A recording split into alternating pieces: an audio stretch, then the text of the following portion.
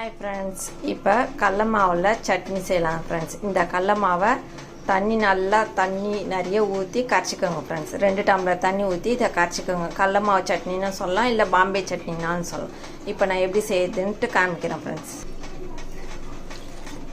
இதில் 2 tumbler add பண்ணிட்டேன் friends. இதை நல்லா கட்டி இல்லாத கரைச்சிக்கோங்க. பார்த்திங்களா, நல்லா தண்ணியாக கரைக்கணும். இந்த சட்னி வந்து கட்டி ஆகிடும், அதனால் ரொம்ப தண்ணியாக கரைக்கணும். இது இப்போ கடாய் வச்சு எண்ணெய் ஊற்றிட்டு இந்த கடுகு போட்டுருங்க. இப்போ கடுகு பொரிஞ்சதும் பட்டை, லவங்கம், ஏலக்காய், கருப்பு ஏலக்காய், பிரிஞ்சி எல்லாம் ஆட் பண்ணிக்கோங்க. இப்போ வெங்காயம் ஆட் பண்ணிக்கோங்க. வெங்காயம் போட்டோடனே 2 பச்சை மிளகாய் ஆட் பண்ணிக்கோங்க. இப்போ கருவேப்பிலை ஆட் பண்ணிக்கோங்க. இதை நல்லா பொன்னிறமாக வரணும். இப்போ இதுக்கு தேவையான அளவு உப்பு ஆட் பண்ணிக்கோங்க.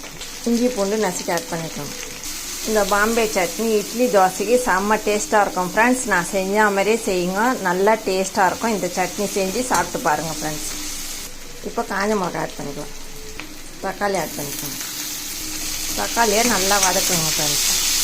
இப்போ பாருங்கள் ஃப்ரெண்ட்ஸ், தக்காளி நல்லா ஸ்மாஷ் ஆகிடுச்சு. இப்போது மிளகாத்தூள், பெருங்காயம், மஞ்சள்தூள் ஆட் பண்ணிக்கோங்க ஃப்ரெண்ட்ஸ். இதில் இப்போ கொஞ்சம் லேசாக வதக்கிட்டு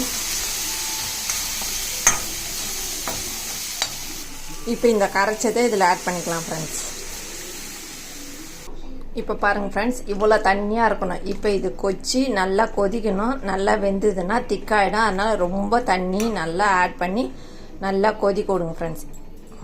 இப்போ ஒரு 10 நிமிஷம் மூடி போட்டு வேவைங்க ஃப்ரெண்ட்ஸ். அப்போ தான் நல்லா கொதிக்கும். இப்போ இது லேசாக கொதி வருது ஃப்ரெண்ட்ஸ். இப்போ ஒரு கலக்கிட்டு நான் திருப்பி மூடி நல்லா கொதிக்க விடுங்க ஃப்ரெண்ட்ஸ். ஒரு கலக்குங்க, அப்போ தான் அந்த காரம்லாம் நல்லா இறங்கும். இப்போ பாருங்கள் ஃப்ரெண்ட்ஸ், நம்ம எவ்வளோ தண்ணியாக கரைச்சோம், நல்லா திக்காயிடுச்சு பாருங்கள் ஃப்ரெண்ட்ஸ். இது இப்போ ரெடி ஆயிடுச்சு ஃப்ரெண்ட்ஸ். இப்போ பாருங்கள் ஃப்ரெண்ட்ஸ், இந்த சட்னி ரெடி ஆயிடுச்சு. இட்லிக்கு இந்த பாம்பே சட்னி செம்ம டேஸ்ட்டாக இருக்கும் ஃப்ரெண்ட்ஸ். செஞ்சு சாப்பிடுங்க. இந்த வீடியோ பிடிச்சிருந்தால் லைக் பண்ணுங்கள், ஷேர் பண்ணுங்கள், சப்ஸ்கிரைப் பண்ணுங்கள். மீண்டும் அடுத்த வீடியோவில் சந்திப்போம். டாட்டா, பாய் பாய்.